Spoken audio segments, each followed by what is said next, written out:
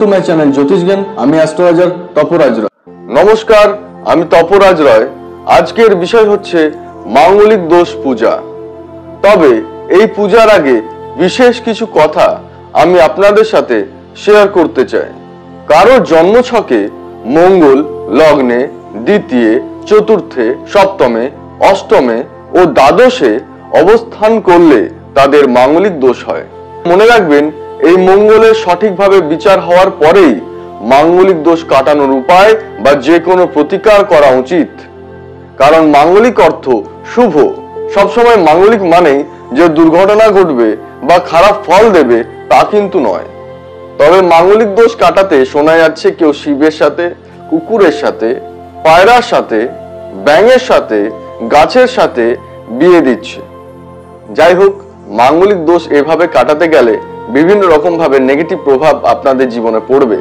তবে মনে রাখবেন, মাঙ্গলিক দোষ কাটানোর সঠিক উপায় আপনাদের সাথে আমি আজকে শেয়ার করব, যেগুলি আপনারা করলেন বিশেষভাবে উপকৃত হবেন এবং কোনো রকম ভাবে কোনো নেগেটিভ ফল আপনারা পাবেন না। সবার প্রথমে স্নান সেরে গণেশ ও হনুমানের ছবি সামনে রেখে লাল ফুল, সিঁদুর, রক্তচন্দন, আপেল, লাল বেদানা, ঘিয়ের প্রদীপ জ্বালাবেন এবং এই মন্ত্রটি 28,000 বার পাঠ করবেন। মন্ত্রটি হলো ওম ক্রাম ক্রিম ক্রোম সঃ ওমায় নমঃ। মনে রাখবেন, গণেশ হলো বিঘ্নকর্তা ও হনুমান হলো মঙ্গলের কারক দেবতা। পূজা হলে লাল বস্ত্র, ল্যাংচা, ছানার জিলাপি বা লাল রঙের মিষ্টি গরিবকে দান করবেন। এতে মাঙ্গলিক দোষ কাটবে। হনুমান মন্ত্র হলো ওং হং হনুমতায় নমঃ। গণেশ মন্ত্র হলো ওং গং গণপতায় নমঃ।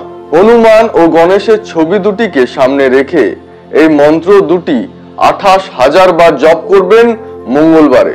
এতে মাঙ্গলিক দোষের প্রভাব অনেকটাই কমে আসে। যাই হোক, আজকের মতো অনুষ্ঠান পর্বের এখানেই সমাপ্তি। আমরা পরবর্তী অনুষ্ঠানে আরো অনেক কিছু গুরুত্বপূর্ণ বিষয় নিয়ে আলোচনা করব। আপনার চ্যানেলটিকে লাইক, কমেন্ট, শেয়ার এবং সাবস্ক্রাইব করতে ভুলবেন না। আজকের মতো ধন্যবাদ।